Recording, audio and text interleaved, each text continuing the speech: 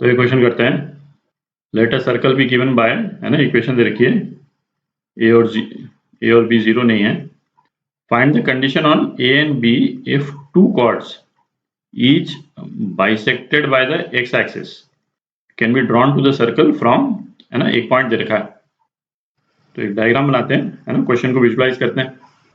तो ये हमने ऐसे ही कोई, है ना, एक रैंडम सर्कल बना लिया है, क्योंकि सर्कल का सेंटर और रेडियस वगैरह एग्जैक्ट नहीं दिए हुए हैं, वेरिएबल टर्म्स में दिए हुए हैं। और ये एक्स एक्सिस बना ली जो सर्कल को इंटरसेक्ट कर रही है। और ये इसलिए क्योंकि हमको दिया हुआ है कि कॉर्ड्स को एक्स एक्सिस बाइसेक्ट कर रहा है। अच्छा, अब क्या दिया है अपने को कि कोई पॉइंट है ए बी बाई टू, और वहां से हमने कॉर्ड्स बनाए सर्कल पे जो एक्स एक्सिस जिनको बाइसेक्ट कर रहा है। तो कुछ इस टाइप से बन जाएंगे, ठीक है। ये ए बी यदि अपन बोल दें तो ये डिस्टेंस जो है वो इस डिस्टेंस के बराबर है, ठीक है। अच्छा, एक कॉर्ड और बन जाएगा, है ना, कुछ इस टाइप का।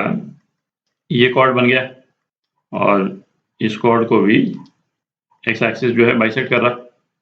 तो चूंकि इस कॉर्ड को एक्स एक्सिस बाइसेक्ट कर रहा है तो इसके कोऑर्डिनेट्स अपन ले लेते हैं h0 ले लेते हैं, ठीक है। अच्छा, किसी भी सर्कल के कॉर्ड का यदि अपने को मिड पॉइंट दिया हुआ हो तो उस कॉर्ड की इक्वेशन क्या होती है, ये तो अपन कर चुके हैं। क्या इक्वेशन होती थी, t is equal to s1, और जहाँ पे t जो है वो क्या हो जाएगा, x1x plus y1y plus gx plus x1 plus f y plus y1 plus c, ठीक है। और s1 जो है वो क्या हो जाएगा, x1 square plus y1 square plus 2g x1 plus 2f y1 plus c, ठीक है। तो ये तो अपन कर चुके हैं। आपको ये रिलेशन यदि रिकॉल नहीं हो, है ना, इसको अपन ने डिराइव भी किया था, सिंपल सा डेरिवेशन है। तो कंसर्न वीडियो भी आप जाकर के देख लें। किसी भी क्वेश्चन में जब कॉर्ड के बाइसेक्ट होने की बात हो रही हो तो आपको ये रिलेशन जो है वो दिमाग में आना चाहिए, ठीक है। कॉर्ड की इक्वेशन यदि आपको निकालनी हो तो अब सर्कल की क्या इक्वेशन दे रखी है उसको लिख लेते हैं। सर्कल की इक्वेशन दे रखी है अपने को, ये ब्रैकेट में खोल रहा हूं, 2x square plus 2y square minus 2ax minus by is equal to 0, x square plus y square minus ax minus by 2y is equal to 0। अच्छा, ये हमने क्यों किया, 2 से क्यों डिवाइड किया, है ना, ये कुछ वीडियोस में मैं रिपीट कर चुका हूँ कि ये जो वेरिएबल g f c वगैरह ये जो अपन ने डिफाइन कर रखे हैं, ये उस केस के लिए डिफाइन कर रखे हैं जब एक्स स्क्वायर और वाई स्क्वायर का कोएफिशिएंट जो है 1 है, ठीक है। जैसे सर्कल का सेंटर हम बोलते हैं माइनस जी माइनस एफ, है ना, या सर्कल का रेडियस हम बोलते हैं g square plus f square minus c. ये कब है, जब एक्स स्क्वायर और वाई स्क्वायर के कोएफिशिएंट 1 हो, मतलब सर्कल की इक्वेशन इस वाले टर्म्स में दे रखी हो, इस वाले टर्म्स में दे रखी हो, और फिर ये रिलेशन लगाएंगे तो फिर अपना, है ना, आंसर जो है ऑब्वियसली करेक्ट नहीं आएगा, ठीक है। तो कभी भी सर्कल की कोई भी इक्वेशन दे रखी हो जहां पे एक्स स्क्वायर वाई स्क्वायर के आगे कुछ कोएफिशिएंट दिया हुआ हो, आप उसको डिवाइड कर दें। हमको सर्कल की इक्वेशन जो है इस वाले फॉर्म में ले आनी चाहिए, ठीक है। तो अब कॉर्ड का मिड पॉइंट जो है वो हमको दे रखा है, क्या मिड पॉइंट है, h0। तो कॉर्ड की इक्वेशन लिखते हैं, है ना, t is equal to s1 use करके। तो x1 क्या है, h है, तो hx प्लस, है ना, y1 0 है, 0, है ना, ये वाली इक्वेशन लिख रहे हैं अपन, प्लस g, और g क्या है ना, माइनस a बाई टू।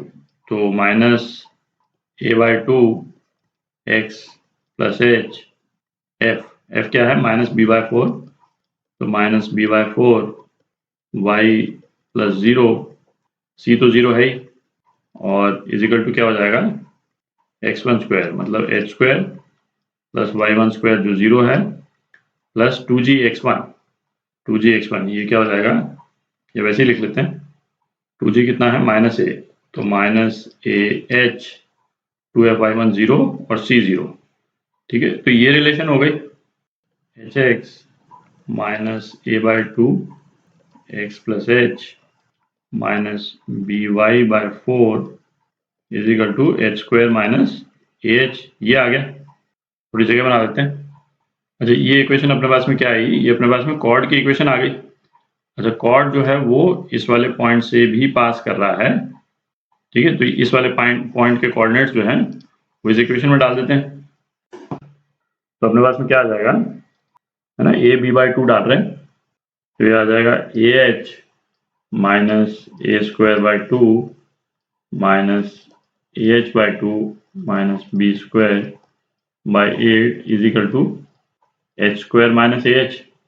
और उसको रीअरेंज कर दें, क्वाड्रेटिक इक्वेशन है एच में, तो h square minus 3a by 2h plus a square by 2 plus b square by 8 is equal to 0।